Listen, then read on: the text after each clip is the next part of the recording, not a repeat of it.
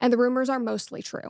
Today, December 10th, will be my last day hosting the comment section and working for the Daily Wire. It is not true that I... Did you mention Brett Cooper leaving the Daily Wire? I covered it yesterday, and I will talk about it a little bit more today as well. She is leaving the Daily Wire. End of the year, there's always like some weird... There's always some sort of like weird shakeups happening. Like it was Steven Crowder, you know? It was Steven Crowder before. Interesting how media shakeups happen around this time. Yearly contracts start expiring. Remember last year, Candace Owens was feigning anti-Zionism and Crowder was taking big con the year prior. Wonder if these sorts of career concerns ever influence lefty media behavior. That was a great take, honestly, from Matt Lech. Lech or Lech? It is truly interesting that that Brett Cooper is the most prominent media figure, the most prominent media personality of Daily Wire. Like straight up. If you look at her numbers, Brett Cooper is popping off. She's been carrying the Daily Wire. And I think that you're the Brett Cooper of the left. Okay, first of all, they literally ripped my shit and restructured in a very fake format the thing that I've been doing for years, but this time in an inauthentic way. But it doesn't matter because like they still popped off. They were able to do it in a very successful way. Like I will recognize that. And yeah, switch camera angles more. Yeah, this is what I gotta do actually. Like, what's up, guys? It's like, hello, what's happening? What's going on? Hi, I'm leaving the Daily Wire. Like, I'm leaving the Daily Wire. Hello. Yeah. There you go. I did it. Cinema, that's actually sick. Yeah, don't worry. I got you. Her room looks more organized than yours. Yeah, because that's not a real room, dummy. That's a fucking set. A major journalist contacted me to ask me about Elon Musk's Diablo 4 leaderboard ranking. Yeah, I think it's fake. I'm almost certain he's paying for someone to do that. Does the Young Turk stuff count as left contract stuff? I don't know. I don't know if DYT has like the same contractual situations. Maybe. But like, you know, this kind of stuff happens for sure. But I think for many people, it's ideology that keeps them going, right? It's like the ideological goals that keeps them going. But obviously, if you're on the right, you don't really necessarily care. There's like they're failed actors, stuff like that. Anyway, I'm gonna pee. I'll be back. Rumors online, and the rumors are mostly true. Today, December 10th, will be my last day hosting the comment section and working for the Daily Wire. It is not true that I am being forced out. It was my own choice to leave. And believe me, this is bittersweet. I have had the most unbelievable 3 years helping to craft the show, building this community, and telling stories and sharing the truth every day. Through the comment section, you all have made me braver, more articulate, more thoughtful, more hopeful than I could have ever imagined. And I'm grateful that we spent this time together. And I'm grateful that the Daily Wire gave us a platform to grow this community. But at this point in my life, I am ready to take on a new direction, both personally and professionally. This means new challenges and new endeavors, which I will share with you soon. As for this show, the comment section will continue with the Daily Wire. My producer, Reagan, is taking over as host of the comment section, and I wish her and the Daily Wire all the best. We have had 3 great years, and I am proud of what we've accomplished together. Leaving the show and the platforms that we've built is hard, but I'm very excited for what's to come. Knowing that we have brought so many people together in laughter over these last 3 years means the world to me. I appreciate all of you, so let's chat again soon, but in the meantime, go touch some grass, kick some rocks, and we'll catch up shortly. And now for some final thoughts from the God King himself, Jeremy Boring. Bittersweet indeed. We're sad to see Brett go, but we're excited to see her take the next step in her journey. Brett's an amazing talent, both as a personality and as an actress. It's been a pleasure to see her bring the comment section to life these last 3 years. And her performance. She has better camera angles and lighting than you. Yeah, no shit. She has like a straightforward professional setup. Like you guys are comparing my independent individual operation to a multi-million-dollar structure. Okay. Like they are a multi-million-dollar company. I think Ben Shapiro is worth like $50 million, dude. I mean, they were offering Steven Crowder. They're so much larger than just like a couple million. Are we crazy? Did we forget that Steven Crowder was offered by the Daily Wire a straight up $50 million contract. And he said, this is slavery. Here it is. Far-right blowhard calls 50 million Daily Wire offer a slave contract. It's also not a better setup for what she is doing or what you are doing. You're doing a live stream. It's supposed to be a real person in a real house expressing their opinions. That's exactly what your setup indicates, whereas hers shows you that it's completely made up. Yeah, but that's the difference. Like for the average onlooker, like they don't care, especially conservative audiences tend to be a little bit older too, and they don't give a shit. Like they like it. I think, like I said, she presents a softer face. In my opinion, she presents a softer face on like right-wing commentary. She covers cultural issues and things like that. And there's definitely an audience for it. And that's why she's been popping off. She's been popping off harder than Ben Shapiro has on the Daily Wire broadcast, which is part of the reason why I think she wanted to go solo dolo. In the Pendragon cycle is sensational. I'm certain that whatever Brett creates next will be filled with the same joy and laughter and heart that she's brought to all of her work at the Daily Wire. And we wish her nothing but the best. So, my friends, while I have you here, I thought we could run it back one last time with the comment section. And last night, I was sitting at my laptop, literally racking my brain, trying to think about what would be the perfect last episode. I mean, there was so much that happened over the weekend that I desperately wanted to talk to you about. She's definitely fetishized too. I mean, I can't speak on that, but I'm sure there is that. For, like, it makes sense. It is a misogynistic audience. I think a lot of ladies probably like her too. There's a lot of older men that like her. There's a lot of ladies that like her just because her Snow White movie fell apart. Who is this? Should I ask her for streamers and cars? Nick Pollum, don't even fucking start. If you do a collab with her and your fraudulent ass did not even collaborate with me while you were in my backyard in Los Angeles, California, let me tell you something, okay? I'm sorry, I was knee deep in some shit. You feel me? No, I don't feel you. No, I don't feel you. Okay. She's literally pretending to be a teen. It's weird as fuck. Yeah. I had a nasty 60-some-year-old alcoholic patient watching her on his iPad in the hospital, Lamau. Nick invites her and then surprises her with you. Hold on. All right, let me check. I'm restructuring and rescheduling some stuff right now. Let chat parasocially guide you for collabs, interacting with others, etc. Yeah, I can't even, I'm parasocial at this point, you know, with Nick Pollum, because now we used to be boys. You know what I mean? We used to be fucking boys. Also, it's not suspicious that he's in here chirping in the chat because Maya Higa is about to be on the broadcast in a little bit. I'm just saying, I know what time it is, dude. I know what the fuck is up. Yeah. With me and Nick, we used to be boys. Now it's parasocial. Now that he won awards and shit, he doesn't fuck with me no more like that. It ain't like that. Do you think Ben in the Daily Wire in cope mode over this? I mean, I would be if I had like a media franchise and I lost my fucking star because I did not retain her talents by offering her a pretty solid contract, then yes, I would absolutely be a little bit shaken by it. You know what I mean? I am sorry. I will be there next time. Okay, it's my fault. All right, we got him. Have we discussed whether she looks like Ben Shapiro because of her views or if she has her views because she looks like Ben Shapiro? No, I think she was like a failed actress, and therefore she just kind of looked like that. I don't think she had these views from the jump. I think like this is the failed actress route. With Ben Shapiro is like he was a failed writer, but he also kind of had these views from the jump. But I do suspect that she will be, if she tries to be authentic, I suspect that she'll be less conservative broadly. But if she wants the hits, if she wants the clicks, if she wants the grift, she's going to have to be a lot more aggro and a lot more overtly right wing. So we'll see. So yeah. Are you telling me she's not related to Ben Shapiro? I know it sounds insane, but she's not related to Ben Shapiro. But yeah, for the record, like with all the cutesy nonsense, like she's still over here talking about like how Jordan Neely deserved to be executed for being a scary nuisance. Okay, just so you understand, it's not like it's not like she's a nice person. She just has the aesthetics. She presents the aesthetics of like a softer, gentler approach. She's a Ben Shapiro with a filter. Nice of you to support independent media.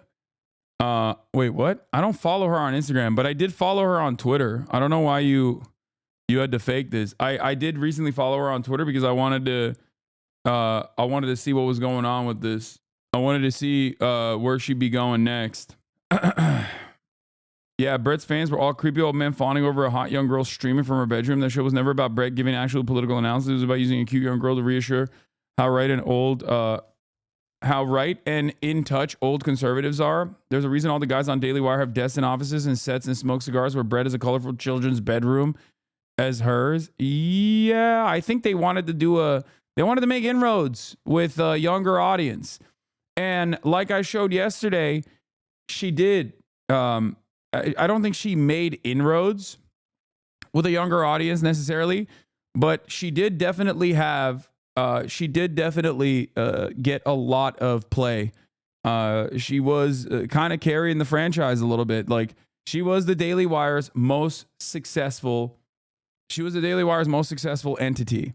Okay, why didn't she stream? Seems like they tried to emulate streaming, but it was all scripted.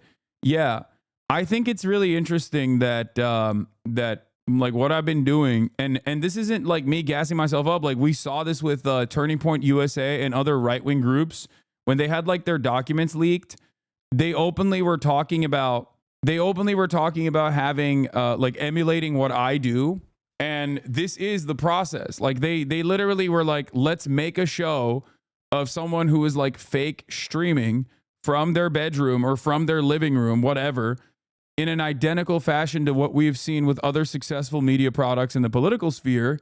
This, which is crazy. That means that they're not only watching, but also, you know, they're emulating it. Some Nazi iCarly shit. Yeah. Honestly, though, does she really think she would get the bag on this? She's a woman working for a very conservative right-wing media group. They would be happy to let her go so they don't have to pay her more. To be fair, they did stream every once in a while. Yeah, but they're probably ass. Like, look at those streams, dude. They're an hour long, and I'm sure that they were very controlled.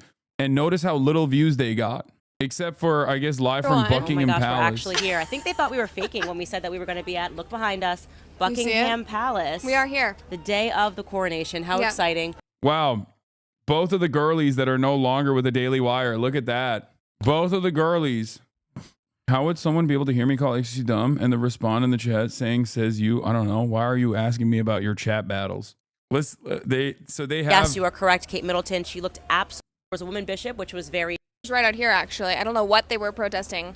Probably the king. Probably. They're British, but I think it's very cool to see how different countries come together. Fashion faux pas. She wore this. They did a 10-minute live stream. That's crazy. And then also on top of that, like, rating the memes with the original meme lord. I haven't really ridden recently, but we do need to do a horse girl video at some point. Okay, moving on. Okay. That's good. That looks like every person that I react to in a TikTok.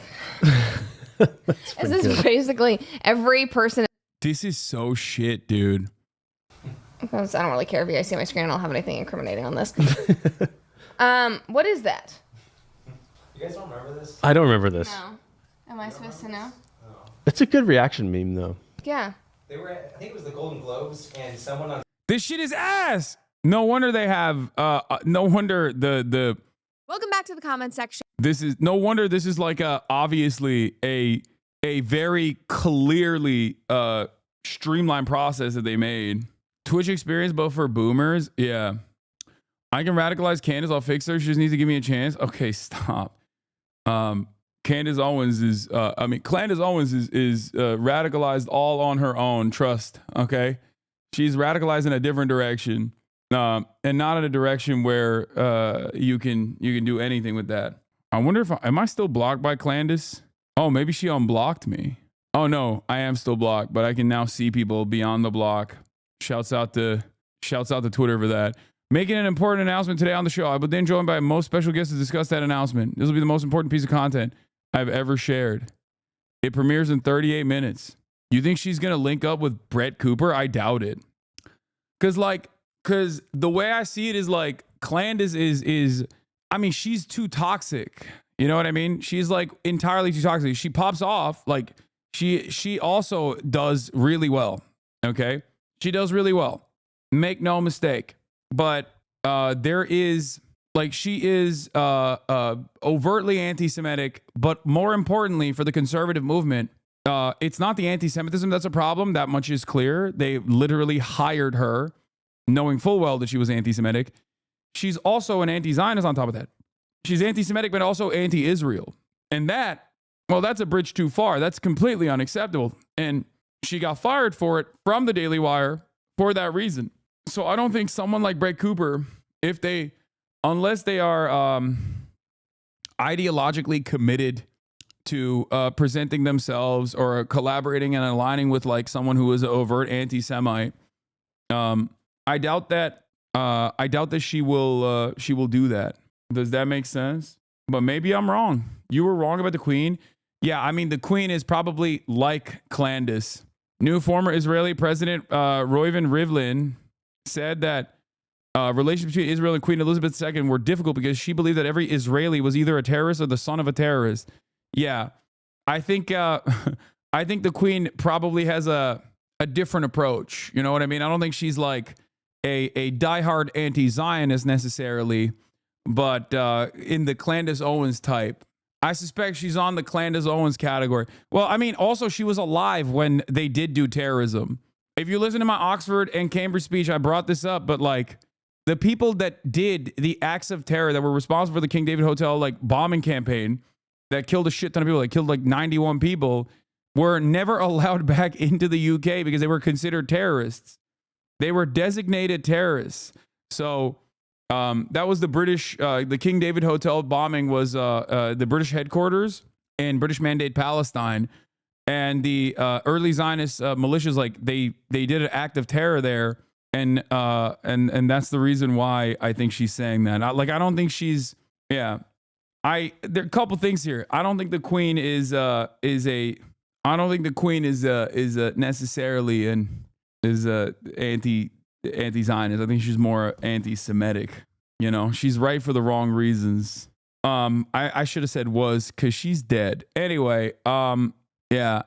I have noticed that like there is definitely a lot of motion on right-wing commentary, but like not in the original, not in the OG right-wing commentator sphere. There's a lot of motion outside of that. If I were to put this on a spectrum of right-wing sentiment, if I were to put this on a spectrum of right-wing sentiment to get back to the Brett Cooper situation, you have the Daily Wires that are on a downtrend, okay? You have the Daily Wires that are on a downtrend. You have the Steven Crowders that are dying, right? Like they're done, they're cooked.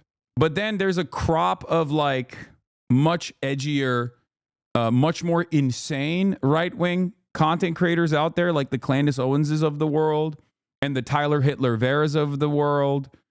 And even someone who like Asmongold, who have leaned into this like I like the Tyler Oliveras of the world attitude, and those guys are popping. Like they are putting insane numbers on the board.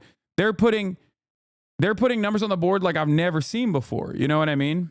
Like it's a little bit meta chasing in the case of Asmongold, I would say, because I don't think he has like a coherent, consistent world view that revolves around, you know, consistently hitting like right-wing talking points. But it's like, I mean, look, the shock of truth we just found out, CEO killer, like his company suddenly no longer care about DEI after Trump's win, 1 million views. Like he's always had a relatively socially conservative bent when it comes to like DEI, woke shit, wokeness in video games. And he has found a comfortable space in talking about, like, you know, right-wing politics in general. His views, his pixelated titties are good and woke is bad. But yeah, it's, you know, this stuff is banging. Like his like super basic right-wing, like, look how stupid the liberals are content is popping off. Now, having said that, outside of that space, like the Candace Owenses of the world are popping off as well. A lot of people also in the podcast sphere, are, you know, they're getting tremendous play. All the top podcasts are incredibly right-wing. You got Candace Owens, Tucker Carlson. Like, I'm not even talking like regular old Republican right wing. I'm talking like Christian nationalists, openly saying like insane, hysterical shit about Christianity, leaning into overt anti-Semitic sentiments. So it's bad. It's not good, folks. It's bad. Some of them are connected with the manosphere. A lot of those manosphere guys are also in the way that they are leaning. A lot of those manosphere guys in the way that they're leaning into like right-wing commentary, they've also increased the stakes a lot, you know? All the while, we're still here. Conservative commentators are facing backlash from their own supporters after accusing the political left of celebrating the assassination of United Healthcare CEO Brian Thompson. Pundits like Ben Shapiro and Matt Walsh have come under fire from their followers, who argue that their criticisms missed the marking regarding Thompson's death. The CEO was fatally shot outside a Hilton hotel in Manhattan last week while on his way to an annual investors meeting at around 6:45 a.m. Over the weekend, both Shapiro and Walsh harshly condemned alleged left-wing reactions to the killing in episodes of their respective podcasts titled "The Evil Revolutionary Left Cheers Murder" and "Why the Left is Really Celebrating the Murder of a CEO." However, their audience largely disagreed, defending those on the left and expressing similar frustrations towards the healthcare system. Some supporters accused Shapiro and Walsh of being out of touch as wealthy media figures. Several YouTube users unsubscribed from Shapiro's channel, with one commentator sharing, "Find another audience to play apologist to the people who make hardworking Americans' life difficult." Another user, identifying as a Republican and a Trump voter, wrote, "I'm unsubscribing from men. They are not like us." Similarly, Walsh faced criticism from at least 3 followers who acknowledged their general agreement with his views but insisted he was dead wrong on this one. If you found this video interesting, then make sure to hit the like button and subscribe to this channel for more videos like this, and thanks for watching.